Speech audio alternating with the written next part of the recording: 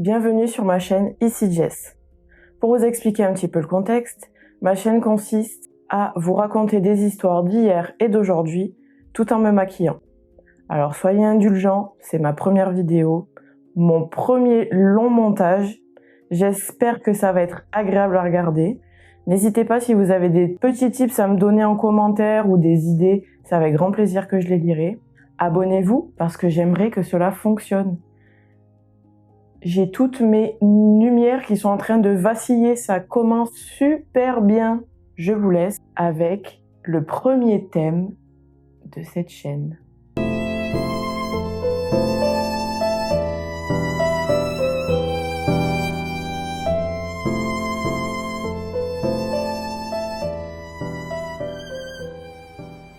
J'espère que ce petit générique vous a plu. Depuis toujours, l'homme cherche à se parer, à séduire, à sentir bon, à prendre soin de lui-même. Mais que signifiait hygiène et beauté selon les époques, je peux vous dire que ça n'a rien à voir. Même parfois, nous avons régressé avec le temps. Voici l'histoire de l'hygiène et de la beauté, de l'Antiquité à nos jours. Le mot hygiène vient du nom de la déesse grecque Hygieia. C'était un peu comme l'incarnation de la propreté, de la pureté à cette époque. L'idée de pureté est souvent liée au sacré. La pureté du corps, la pureté de l'âme, tout est une histoire de croyance finalement. En Égypte ancienne, on se baignait souvent dans le Nil ou dans des bains privatifs. On utilisait des soins à base d'argile et de savon primitif. D'ailleurs, en 1500 avant Jésus-Christ, on a trouvé un papyrus avec la mention d'une substance pour laver le corps. Faite à base de graisse végétale ou d'huile végétale, de graisse animale également. Désolée, il faut que je lise parce que je suis pas Dr Nozman. Il y avait du natron, c'était un mélange de carbonate et bicarbonate de sodium, récolté dans les lacs salés, d'eau bien sûr, parce que à la base de toute formulation, il y a de l'eau. Et parfois des cendres végétales, parce qu'elles étaient utilisées pour faire une action. Réagissait un peu comme de la potasse, en fait c'était un agent moussant finalement. Un peu de fraîcheur. Oh là là là là là là. Tous ces produits réagissent ensemble et on arrive à un savon primitif. Bon, c'est pas les pains de savon qu'on a maintenant, type savon de Marseille et Dove, mais en tout cas, on avait le résultat d'une pâte, un peu comme du savon noir, je sais pas si vous en avez déjà utilisé, pas agréable avec un gant de crin. Alors, cette petite pâte, qu'est-ce qu'on en faisait ? C'est tout simple, on l'utilisait pour se laver le corps, les cheveux et parfois même les vêtements. Les Égyptiens les mélangeaient d'ailleurs avec des huiles ou bien des plantes, du miel pour avoir un aspect un peu plus sensoriel. Les Égyptiens aimaient beaucoup la sensorialité au niveau de la beauté et même de l'air ambiant. Ils utilisaient beaucoup d'encens, beaucoup d'eau de rose, beaucoup de miel, de fleurs. Ils adoraient les bonnes odeurs finalement, un peu comme tout le monde.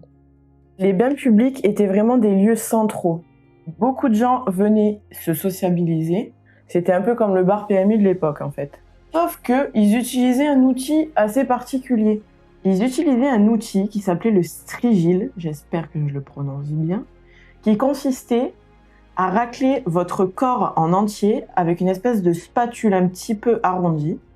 Et ça permettait d'enlever toutes les cellules mortes. Et pour eux, ils pensaient que ça purifiait aussi en même temps. Rome disposait d'aqueducs et d'égouts. Donc ça, c'était plutôt pas mal parce qu'il y avait, ça permettait vraiment une hygiène relative. Ça dépendait un petit peu du rang social, évidemment. Les élites avaient l'eau courante à la maison, mais malheureusement, les gens de la classe sociale dite moyenne à basse n'avaient pas ce privilège. Comme vous le savez, les Égyptiens aimaient beaucoup se maquiller, tant au féminin qu'au masculin. C'était un moyen de montrer son rang, évidemment. Pour les yeux, ils utilisaient du kohl. Alors c'était une sorte de poudre. Alors la compo, on va y retrouver du plomb, super sympa comme principe actif, n'est-ce pas ? Des cendres, de la malachite réduite en poudre. Au niveau du rouge à lèvres, c'était plutôt quelque chose comme un mélange entre des ocres, évidemment, pour le côté coloré, mais mélangé à de l'ongue. L'ongue, c'était un peu comme l'ancêtre de la crème hydratante. C'était vraiment quelque chose de nourrissant avec lequel on pouvait mélanger le pigment et donc créer le rouge à lèvres désiré selon la couleur et nos envies. Leur maquillage avait aussi un rôle protecteur contre les insectes et surtout le soleil. Parce qu'il faut se le dire, le soleil en Égypte n'est pas du tout le même que chez nous. Il envoie et vos yeux, ils sont un peu comme ça. En Grèce, par contre, on utilisait une poudre à base de craie et encore une fois de plomb pour se blanchir le visage. Évidemment, encore une fois, c'était un signe de noblesse. Plus on était bronzé, plus on travaillait à l'extérieur, et évidemment, plus on était pauvre. Ils utilisaient aussi des huiles végétales comme l'huile d'olive par exemple, pour faire des masques mélangés avec des fruits. Donc au niveau de la Grèce, on était quand même pas mal au niveau du savoir de la skincare ancestrale. Mais c'est vrai que selon les ingrédients, franchement, ça fait un peu peur, quoi, de se mettre du plomb sur le visage. Après, évidemment, ils n'avaient pas le recul nécessaire comme on a aujourd'hui. En parlant de poudre, la mienne est en train de me lâcher, je n'en ai plus. Ça va me pétarader à la figure. Oh. Alors moi, je sais pas vous, mais d'apprendre tout ça, ça me fascine un peu. D'ailleurs, les Sumériens parlaient de farder leurs lèvres il y a 5000 ans. 5000 ans, s'il vous plaît. Bon, eux, ils n'avaient pas trop la notion de l'argent, j'ai envie de vous dire. Donc, qu'est-ce qu'ils faisaient? Ils broyaient des pierres précieuses pour avoir une couleur. À côté, les Égyptiens, eux, utilisaient de la cochenille. Ce sont des insectes rouges qu'on réduit en purée pour pouvoir en faire un pigment. Je sais, c'est pas top, mais il y a encore plein de marques qui utilisent ce principe-là. Alors surtout, essayez d'acheter vegan, c'est important. Alors comme on a pu le constater, dans l'Antiquité, ils utilisaient des principes actifs un peu douteux, comme de l'arsenic ou du plomb, ce qui engendrait évidemment des problèmes de peau, des problèmes de santé, mais surtout, c'est la classe sociale qui déterminait leurs soins en fait. Ils sentaient bon, s'ils étaient maquillés, donc commun des mortels, il avait pas tout ça quoi. Donc il devait sentir très mauvais, mais au moins, il était en meilleure santé que celui qui se mettait de la poudre de plomb sur la figure. Moi je vous le dis. Et maintenant, nous allons passer au Moyen-Âge. J'espère que vous êtes prêts parce que là, pour le coup, on régresse, mais alors, vraiment d'une fulgurance atomique. Avec l'essor de la chrétienté en Europe, évidemment, on se dit peut-être que les bains publics avec tout le monde n'est pas très bien vu, et bien sûr, c'est péché. Bien sûr, certains prêtres pensent que cette habitude n'est que luxure et immoralité. Donc, peu à peu, tout le monde commence à bouder les bains publics, mais comme à l'époque, ils n'avaient pas du tout les mêmes structures qu'en Grèce durant l'Antiquité par exemple, il n'y a pas d'égout. Peu de gens ont de l'eau chez eux, donc évidemment, je vous laisse imaginer l'état des rues et bien sûr de l'hygiène corporelle de la population. En revanche, à la même période, dans le monde musulman, les hammams sont toujours très utilisés. Les musulmans ont beaucoup accès à l'eau pour se purifier, pour faire leurs ablutions. Donc évidemment là-bas, on est un peu plus propre que chez nous. La dose de blush est conséquente là. J'adore. Blush blindness, please. Oui, je pense qu'on voit bien. C'est pas mal. C'est juste durant les croisades que l'Europe va venir récupérer des pains de savon du Proche-Orient. Et là, ils vont connaître vraiment le savon pour se nettoyer. Malheureusement, plus le temps passe, plus des croyances viennent se rajouter. Là, on commence à avoir peur de l'eau, parce qu'on pense que l'eau ouvre les pores, et que du coup, toutes les bactéries vont pouvoir rentrer dans notre corps, et toutes les maladies surtout. Donc ils se disent, ouais, on va peut-être arrêter l'eau parce que c'est sale, et puis vaut mieux vivre dans sa crasse finalement, parce que sinon on devient malade. Les remèdes à base de plantes sont largement utilisés. On utilise comme par exemple de l'aloès, de la rose, de la lavande, et toutes sortes de plantes médicinales. J'ai un poil, il est long, on dirait un cheveu. Pour éclaircir la peau, parce qu'évidemment, je crois que ça va nous suivre jusqu'à la nuit des temps, comme en Asie par exemple. Avoir la peau claire, c'est synonyme de rang social élevé. Ils utilisent des ongles pour se blanchir la peau. Avec la religion, cette pratique-là de se maquiller, de se farder un peu trop, est synonyme de mœurs légères On trompe les gens en se maquillant. En fait, on est des bad bitch depuis le Moyen-Âge, c'est génial, j'adore. Continuez à vous maquiller. On s'en fout du regard des autres, d'accord? Ok. Un bonheur n'arrivant jamais seul. À cause du manque d'hygiène, le Moyen-Âge a été soufflé par une vague de maladies comme le typhus, la variole ou bien la peste. Donc je peux vous dire que c'était pas la joie. Quand on pense que l'eau est vecteur de maladies, cher les pauvres ils savaient pas, hein, pas les blâmer, on était au Moyen-Âge quand même. On est quand même sous la coupole de la religion. On a des croyances qui nous font particulièrement régresser, surtout au niveau de l'hygiène. Ils étaient pas très propres à cette époque-là. C'est fou parce que quand on fait le comparatif avec l'Antiquité, ils étaient beaucoup plus propres et ils avaient beaucoup plus de connaissances au niveau des plantes et sur le fait que il faut se laver, finalement. Il faut prendre des bains, il faut se purifier, utiliser des plantes médicinales. Mais alors, au niveau du Moyen-Âge, on a lâché les chevaux, hein. J'adore les expressions. Je pense que je vais faire une vidéo à ce sujet-là. Alors là, les petits loups, vous êtes pas prêts, parce qu'à la Renaissance, on se dit, bah dis donc, dans l'Antiquité, là, ils avaient des bonnes idées, alors pourquoi on ferait pas pareil?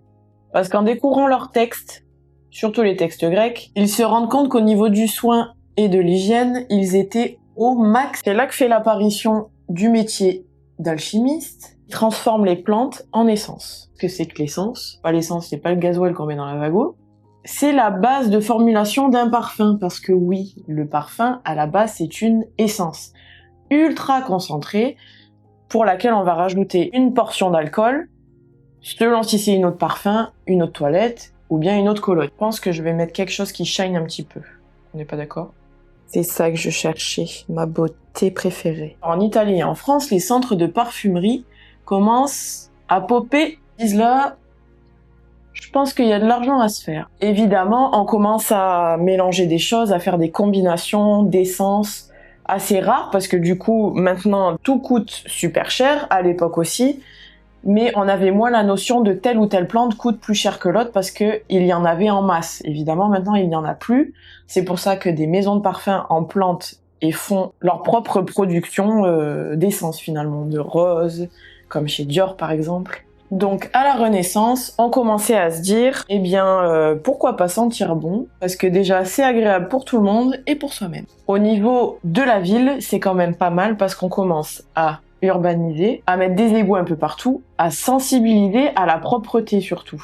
Parce que évidemment, on n'a pas la notion, on n'a pas les compétences et on n'a pas le savoir. Donc dans le vocabulaire médical, on commence à parler d'hygiène.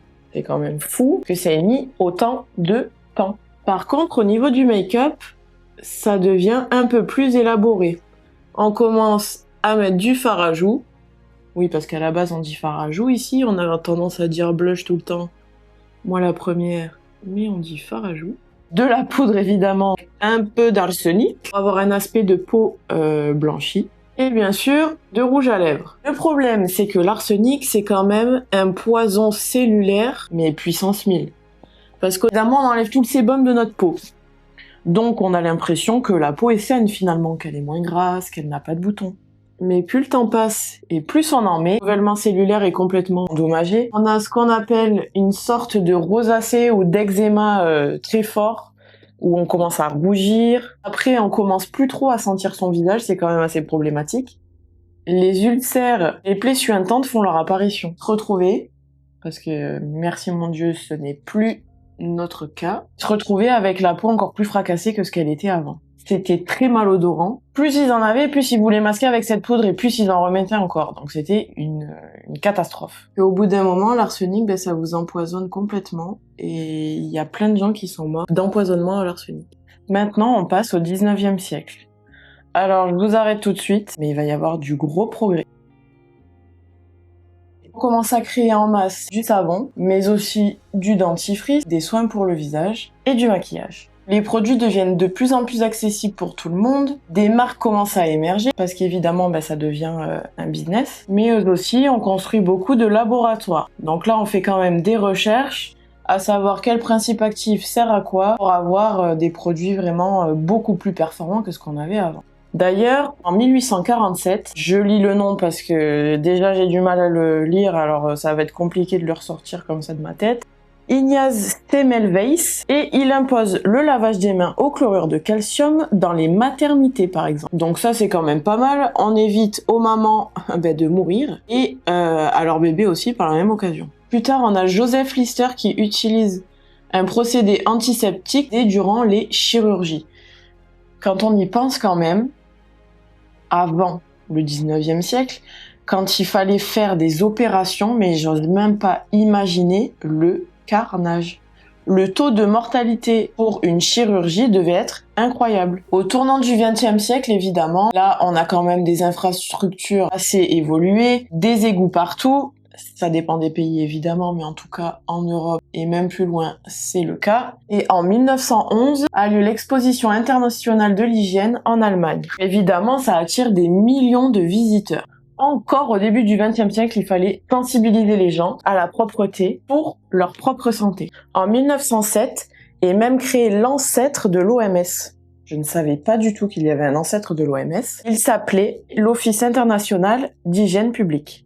Alors là, pour parler et en même temps faire l'heure, ça risque d'être un petit peu férieux. Le rouge à lèvres moderne, il apparaît à Paris en 1880. Il n'a pas toujours été sous forme de raisin comme celui-ci. Il y avait beaucoup de petites palettes. Vers 1910-1920, souvent elles avaient des petites palettes métalliques qui d'ailleurs c'était vraiment des bijoux d'orfèvrerie. Le mot est un peu compliqué à dire. Orfèvrerie. J'ai réussi. Et moi je suis là en train de parler avec ma demi-bouche. Donc les rouges à lèvres étaient faits à base de graisse animale et de pigments. Et en 1915 apparaît le rouge à lèvres sous cette forme, sous format de raisin métallique comme celui-ci. Et ce qui est pas mal, c'est que les cosmétiques commencent vraiment à se démocratiser. Plus en plus de personnes les utilisent, peu importe le rang. Alors c'est sûr, ils n'auront pas des bijoux d'orfèvrerie, je vous ai rappelé tout à l'heure, vont vouloir s'embellir grâce au maquillage. Le maquillage dans certains pays était encore assez stigmatisé, comme par exemple l'Angleterre, qui est un pays assez conservateur. Mais petit à petit, on y arrive doucement mais sûrement. Petit à petit, jusqu'à nos jours, on a commencé à faire plus de recherches au niveau des principes actifs, comme le rétinol, la vitamine C, l'acide hyaluronique. On a pu démontrer que ces principes actifs ont vraiment une répercussion sur notre peau et notre santé. Mais on aime bien quand même se développer avec des petits appareils comme des LED, des ultrasons, mais aussi l'épilation au laser, parce que ça c'est quand même incroyable. Évidemment, maintenant on a accès à l'eau. Dans chaque foyer, il y a au moins une salle de bain, j'espère pour vous. Il est beau ce rouge à lèvres.